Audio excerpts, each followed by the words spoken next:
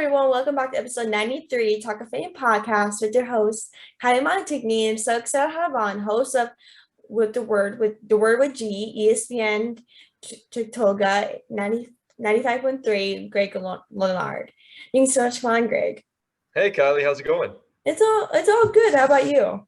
Things are good here. Can't complain, and just another day and getting ready to enjoy the weekend as it is right now. 100%. Like, how do you since you don't work on the weekends, like how do you kind of balance doing all these being a host and working in sports? Like, how do you kind of balance all these things?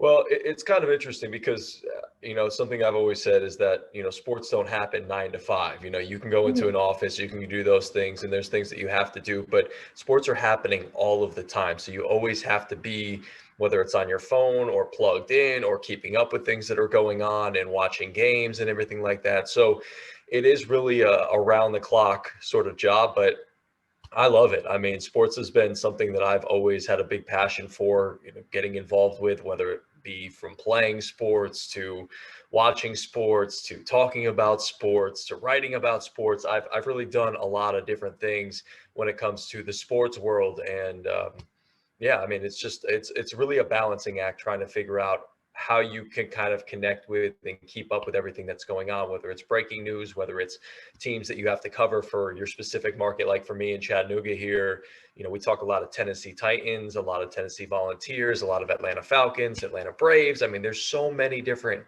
teams that we cover here in this Chattanooga area because we're kind of in the middle of, the big sports in Nashville and then the big sports in Atlanta. So we're kind of that middle ground, and that allows us to cover a lot of different teams. So it's at ESPN Chattanooga. It's been a lot of fun to kind of balance or try to balance all those teams that we cover. 100%. Like, do you have a favorite um a team to cover in for all sports? Like, do you have a favorite moment or a favorite topic you like to talk about? Because obviously I'm a huge sports fan as well. I I mean, my see your family. background.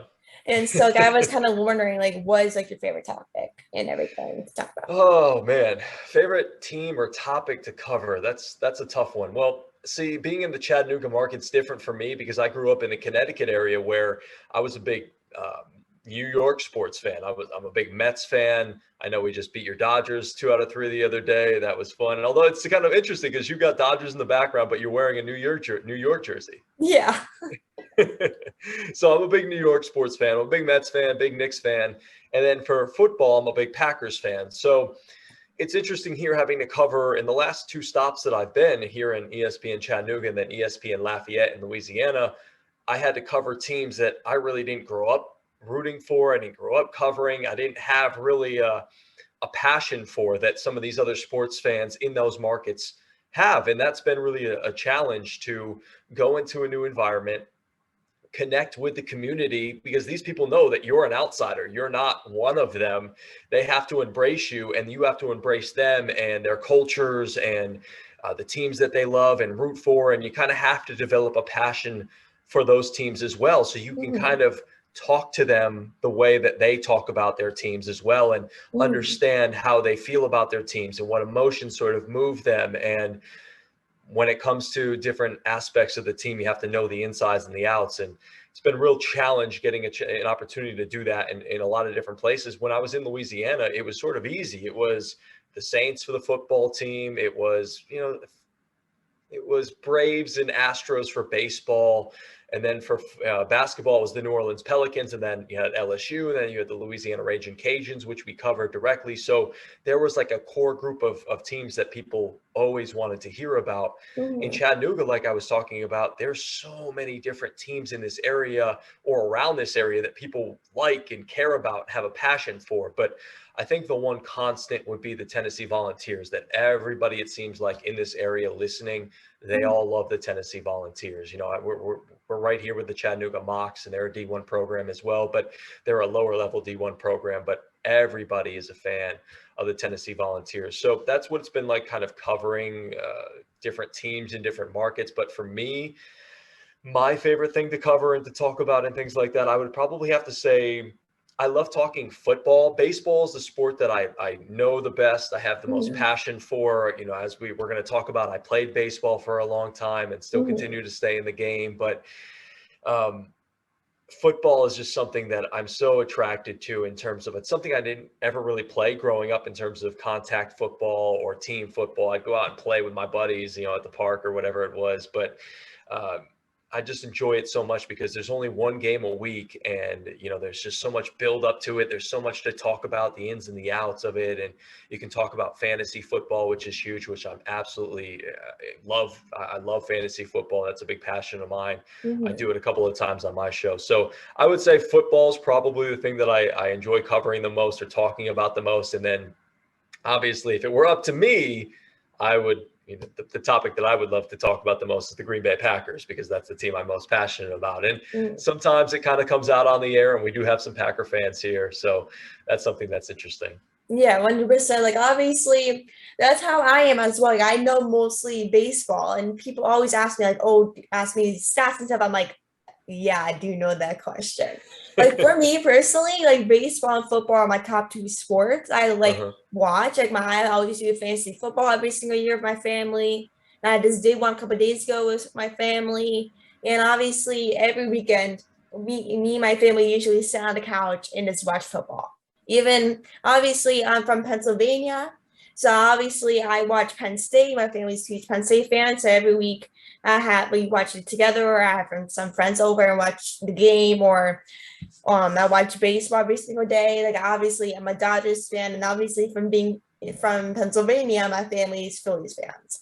So obviously that doesn't work out too well with my family Yeah. a little bit, but obviously, like, like in my household, we like different teams. Not, but especially my family don't get along when especially with sports.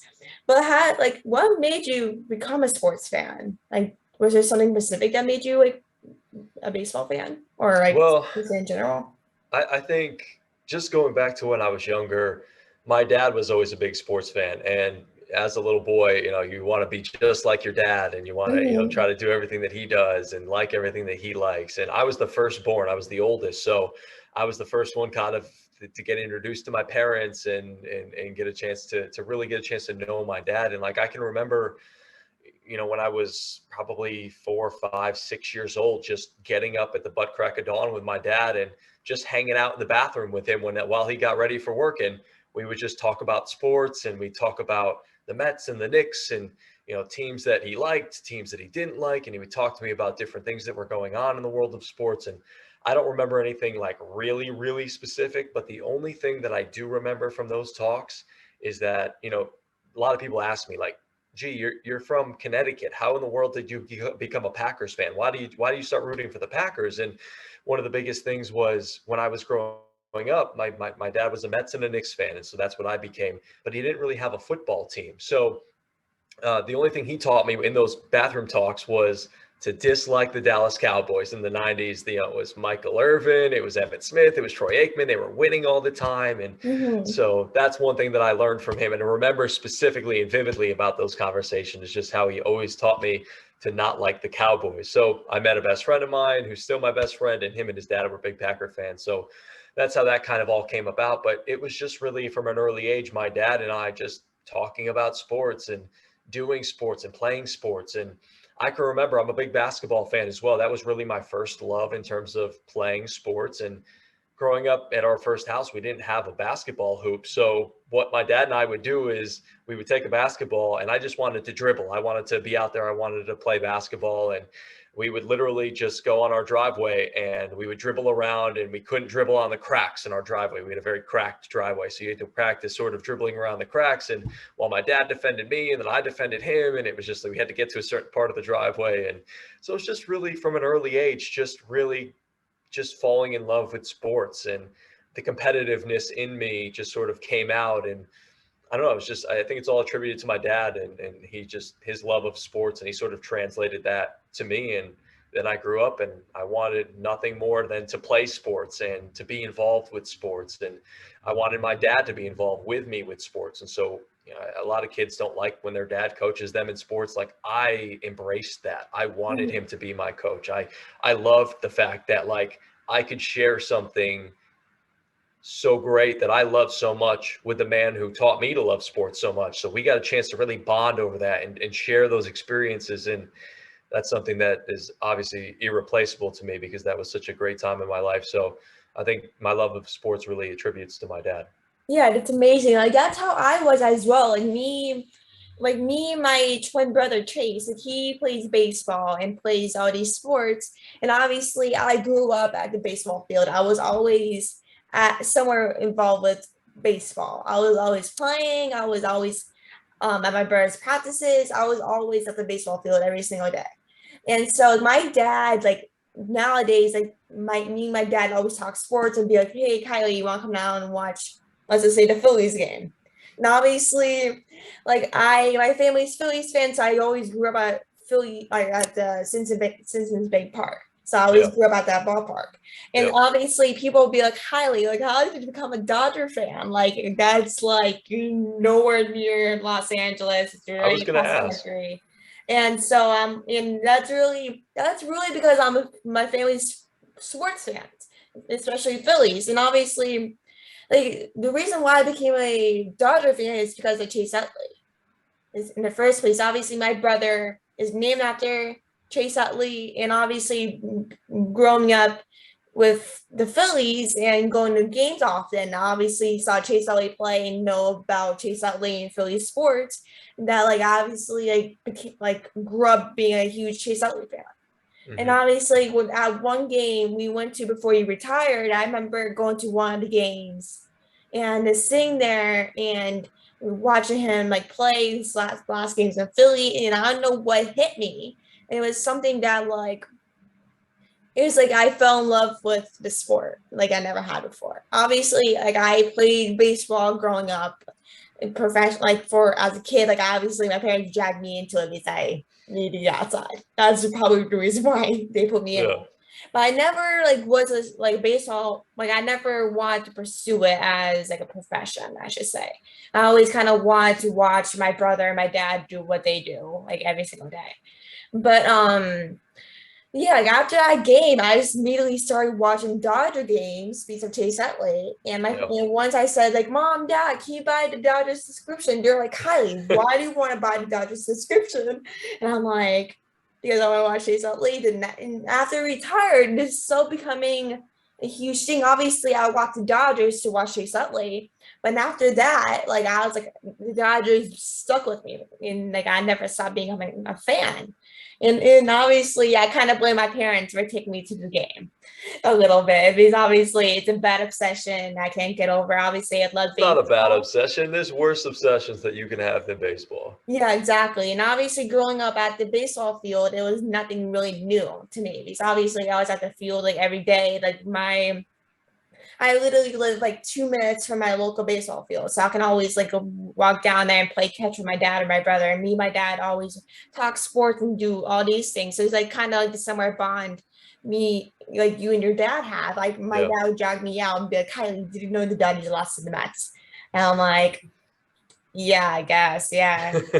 And that's how my uncle is. Like I was on the phone with him a couple days ago, and he's a New York Mets fan, and he was like, Yeah. "Kylie, did you know they're losing to the Mets?" I'm like, "You gotta be kidding me right now! Please don't bring that up."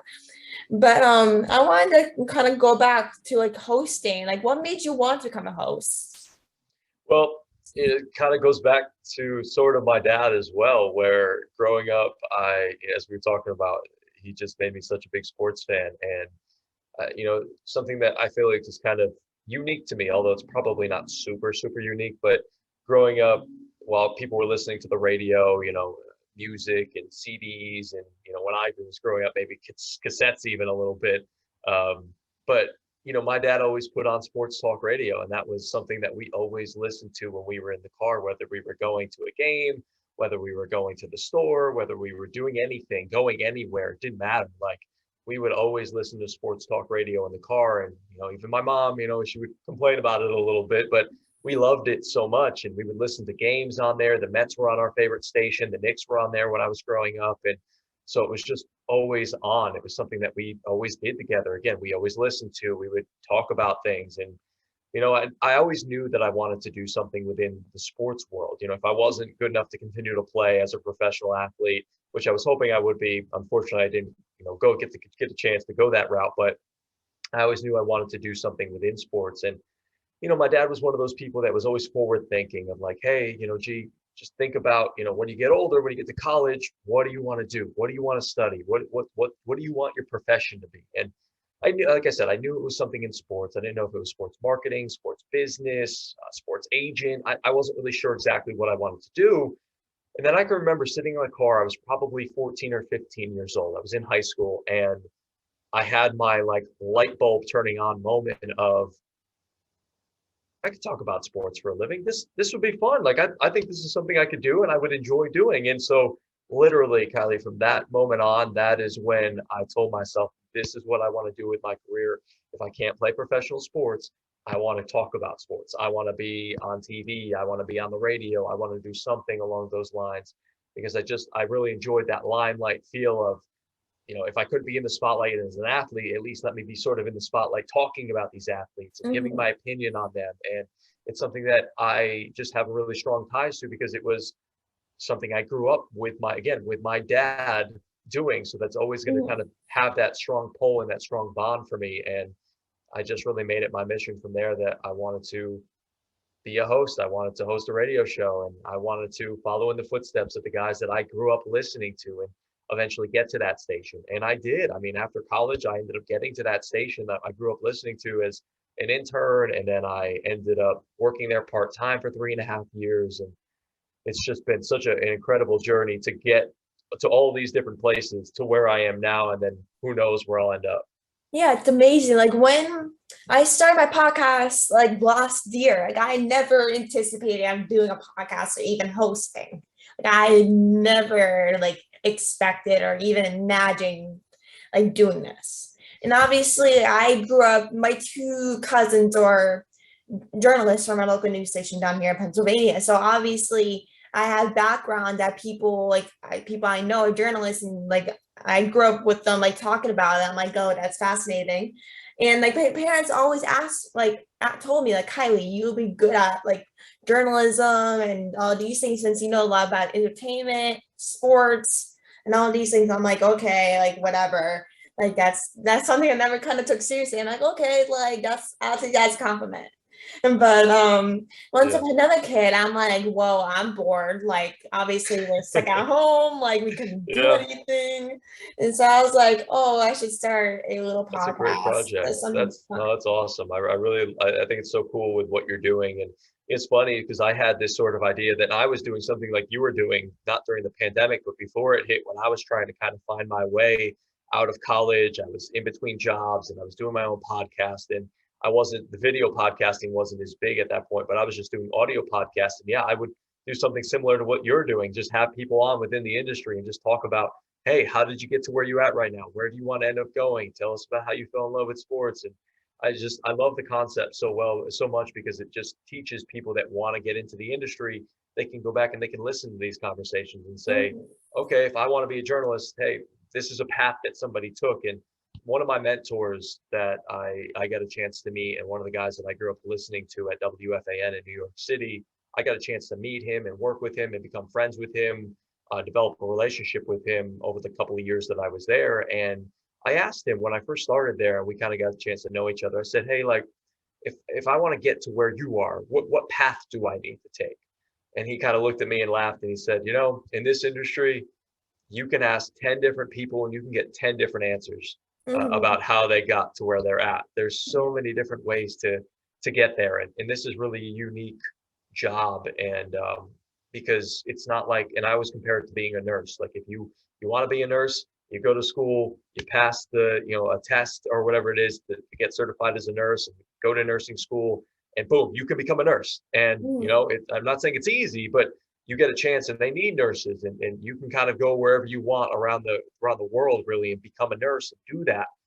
As a journalist and a sports talk radio host, specifically for me, it's like I can't just go to the place that I want to be in because there has to be an opening, and then you have to be good Mhm. enough, and somebody has to like you and think that you're good for their station and their listeners and things like that. So it's really sort of a niche industry. And there's so many people now that are doing podcasts and want to get into it and want to get on radio or TV or anything along those lines. And it's really such a grind, and it's not an easy industry to get into, as I'm sure you're finding out here talking to all these people. But yeah, there's many different ways that people get involved with media and journalism and sports and all that stuff. And it's not easy. It's not for the faint of heart, as I like to say.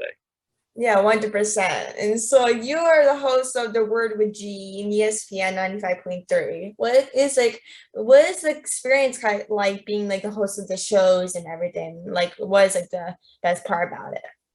Well, The Word with G is something that I developed when I was in college, actually, go dating all the way back to that when I was at SUNY Plattsburgh. And it started off as The Word with G and Tommy D. It was me and a buddy of mine who did it, Tom D. Celestino. And then he graduated. Then it was just The Word with G. And it was something that it was a brand that I kind of knew from that point on that I wanted to carry with me throughout my career and my journey, whether it was I was doing podcasts, whether I was doing a live show. And it's just something that's continued to grow and stick with me. And I've brought it with me every step of the way. And just getting an opportunity to host that show. I'm noon to 2 every single day during the midday on Eastern Standard Time. And it's such a privilege to be able to do that and to just be able, I'm a solo host, so I have my own show. I do everything. I host the show, I run the board, I produce the show, I'm in charge of booking guests, I'm in charge of getting the podcast up afterwards. So it's a lot of work that encompasses that. Yeah, It's much 100%. easier when you have an opportunity to have a producer or somebody to work with you or bounce ideas off of. But getting an opportunity to be a solo host has been incredible. Like, I love getting an opportunity to just speak my mind and speak my truth and speak what I really feel on my heart about different situations that are going on in the sports world, in the real world. It's been a really unique opportunity to be able to host that show, not only here in Chattanooga on ESPN 95.3, but also at ESPN Lafayette as well, where I kind of got my start on the terrestrial radio side of things. And it's just been such a cool, unique opportunity. And I'm still learning now. Like, I just started working with a broadcast coach about a month ago, and I've already learned so much about, what I've been doing, what I need to do better.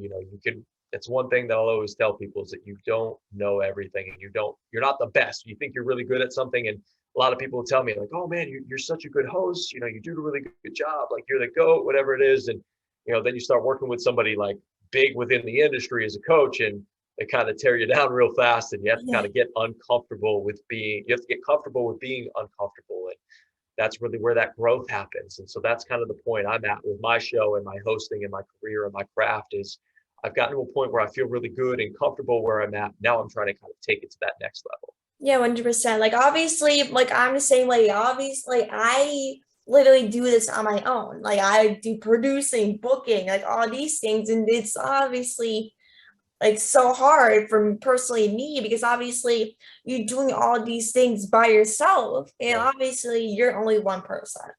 And obviously you're trying to balance doing all these things, like, oh, you're being a host, you're a reporter, you're like doing things like personally hanging out with friends and doing all these things you like to do.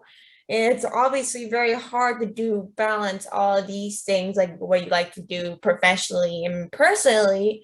Because obviously I love doing journalism, hosting, talking with people that are in the same industry as me.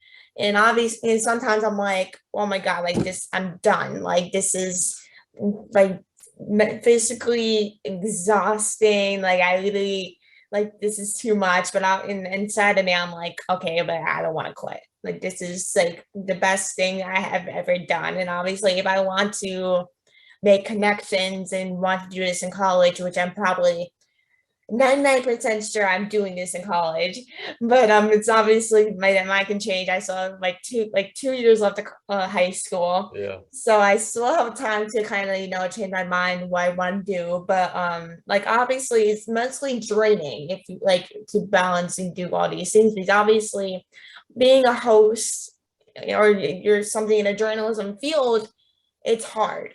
And people think like, oh my God, this is literally easy. Like, you literally just have to figure out questions, research, but it's obviously more than that. You just have to prepare for the interview. You have to pick a time for your schedule. You have to do all these things, which is hard. Because obviously you want to enjoy life besides doing some work.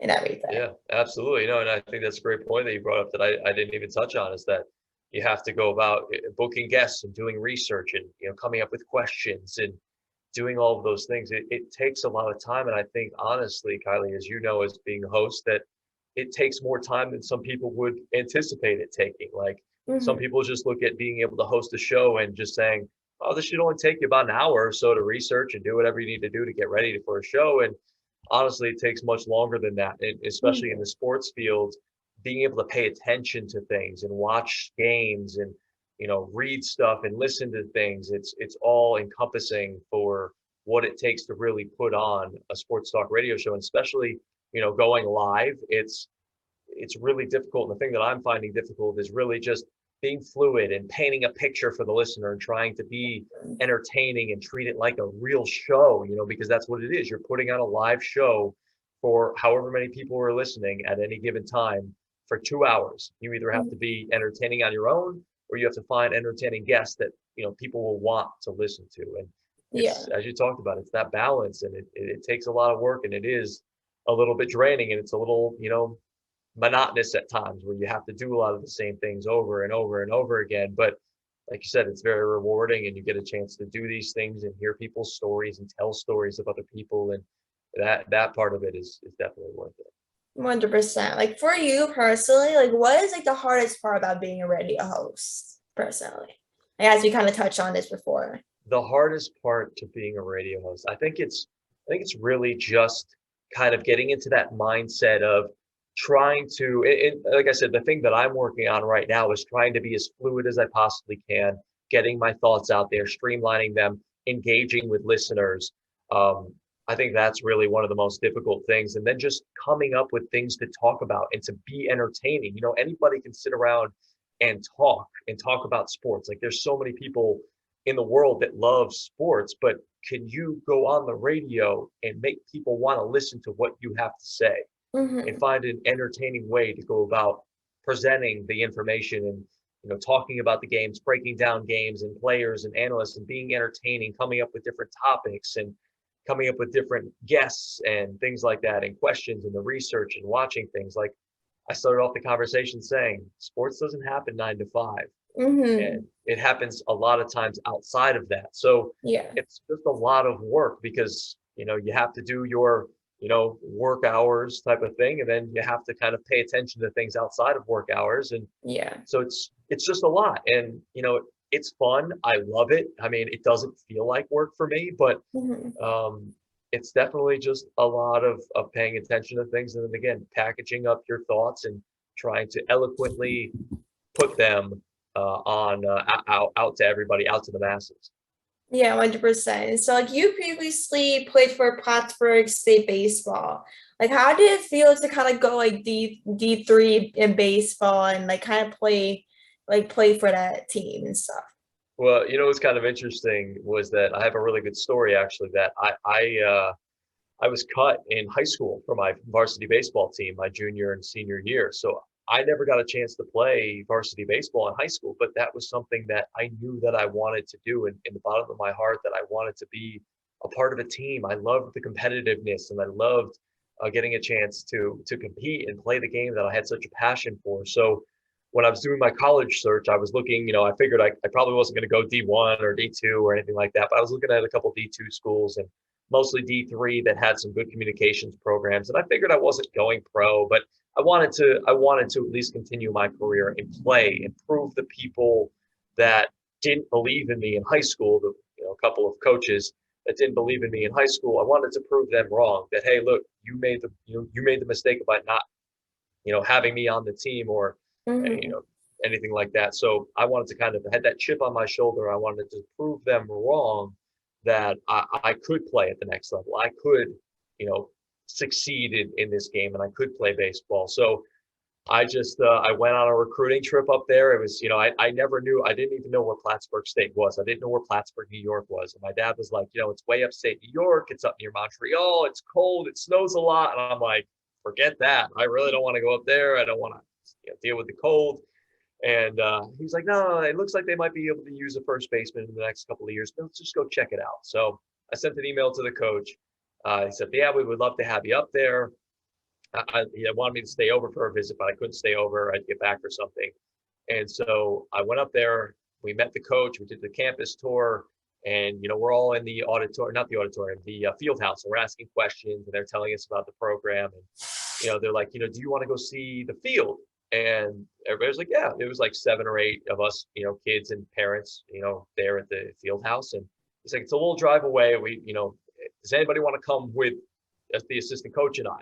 And my dad's hand like shot up and was like, yeah, we'll go. And I was like, Dad, put your hand down. What are you doing? I don't want to be like, I just want to kind of fit in here. Like, I'm not trying to like stand out, which was the wrong thought process. And he knew that. He knew that like if we got an opportunity to spend 5 minutes with these 2 coaches, that they'd get a chance to know me a little bit better than they knew anybody else. And so we rode with them to the field. We saw the field. We rode back with them. And that gave us a little one-on-one time. And then from there, the very next day, I get my dad gets an email. He's like, G-Man, come downstairs. I got to show you something. I was like, oh, what did I do? So he's like, read this email. I was like, oh boy, what test did I fail, or teachers emailing him or something along those lines in high school? And I read the email, and it was from the assistant baseball coach at Plattsburgh State. And it said, it's great to meet you. We'd love to have you back for an official visit to stay over. But if you would attend school here, we would love to have you as part of the baseball team. And I was like, what? Really? I didn't play in high school, and they're going to give me a spot on the team? I mean, it was just so incredible that I think I kind of made an impact on them, getting an opportunity to meet them for that 5 minutes in that car ride back and forth. And I think at that point in the program's history, like they had dealt with some kids that were getting in trouble with the police and partying too much, and they wanted somebody that was, more of somebody who wasn't going to get in trouble and wasn't going to do those things. And I think they saw that within me. And I played 4 years of college baseball. Now I didn't play all the time. I wasn't a constant starter, but I always take pride that I was on that team and I made it, from not making a varsity team in high school to getting an opportunity to be on a varsity college team for 4 years. And I've really parlayed that into coaching and staying around the game and teaching the game, where I've been coaching kids at, whether it be camps, clinics, teams, lessons for the last 14 years. And I've taken all that knowledge that I've learned from my baseball mentor, Joe Iannucci in Connecticut, and kind of have parlayed that in my career, and to the point where I kind of make that a side hustle for me, where I get a chance to fulfill that part of me that really loves coaching and loves teaching and loves the game of baseball. And so I've been able to really stick with that. And it was just such a great experience. Like I wouldn't have traded going to Plattsburgh and playing baseball for 4 years for anything. Yeah, that's awesome. So like the last question I have for you is, what is some advice for people that would like to become a host or become a baseball player, just kind of starting out? Well, let's start with baseball first. It takes a lot of work off the field, and I always tell this to the kids that I coach. I coach a 10-year-old team right now, and I coached them for the first time this past spring, and I'm coaching them again in the fall, and then the coming spring and summer. And I'll always tell them, the difference between being good and being great is what you do outside of practice and outside of the games. We can practice 2 times a week, and that's great. It's good to get out here and, do the things that we do. And I can coach you there. And then it's great to come out and play on Saturdays and Sundays. But it's what you do with those other days that really matter the most. That's what's going to be the difference between you being good and you being great.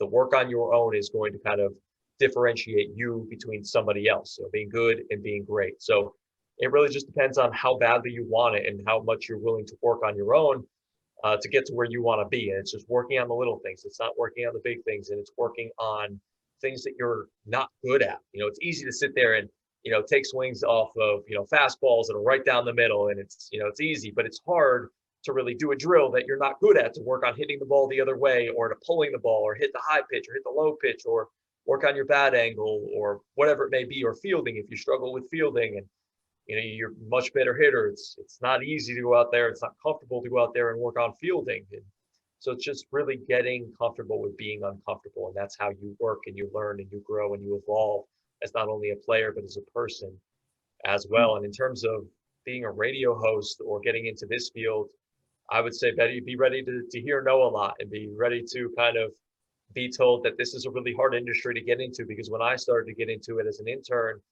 I did my internship interview at WFAN in New York City, and the guy who I was interviewing with, at the end of the interview asked me like, what's your ultimate goal? What do you want to do? And I said, I want to be a sports talk radio host. And he kind of sat back in his chair and he laughed. And he's like, yeah, everybody kind of says that. But, it's, as being a college athlete, it's doing this job is basically as hard as going from a college athlete to a professional athlete. That's that's how little it usually works out for people. And I kind of just took that as a chip on my shoulder, and it made me want to do it even more. And so it's just really getting repetitions, even if this is what you want to do, like what you're doing right now. If this is something that you truly want to do, it doesn't have to be something that hundreds of thousands of millions of people listen to or consume. It's really about just you doing it and getting practice doing it. So I would implore anybody who's looking to get into any sort of media field, if it's writing, if it's TV, if it's podcasting, if it's hosting a live show, just do it. Write stuff, host shows. It doesn't matter if you have 2 people listening. You're just doing it for the reps so you can get more comfortable. Like, I have a YouTube channel, Kylie, and I'll tell you, like, I used to set my computer up on like a couple of empty cardboard boxes just so it would be good enough for me to like record in, and I'd have something on a Word document that I would read, and I would just try to like do these videos up on YouTube to get comfortable talking in front of a camera and talking on the air. I would just do a podcast and just talk right into my laptop. I didn't have a microphone. I didn't have headphones. I didn't have any of that. I just did it. That's what you have to do. And you have to make connections as well, because people always say it's about who you know, but I really think and truly believe it's about who knows you, because you may know somebody, but if they don't really know you that well, that maybe can't help you with a job. But if they know you and they know your work and they know your character as a person, they're more willing to say, hey, maybe I want to give Kylie a job, or I want to give Greg a job because I like them as a person. They're a good person, and I know they're going to work hard, and their work ethic is really good. So those are a couple of things, advice that I would give people. Yeah, that's amazing. I totally agree on that. So I just want to thank you so much for taking the time and coming on the podcast. It was such a blast chatting with you and learning more about you and your career. It was such an honor to talk with you, and thanks so much for coming on, taking the time. Absolutely, not a problem. Glad that you reached out, and we'll stay in touch. And now we've got a connection that we've made, and just continued success with your podcast. I love what you're doing. Same to you as well. Thank you so much. Talk to you soon. See ya.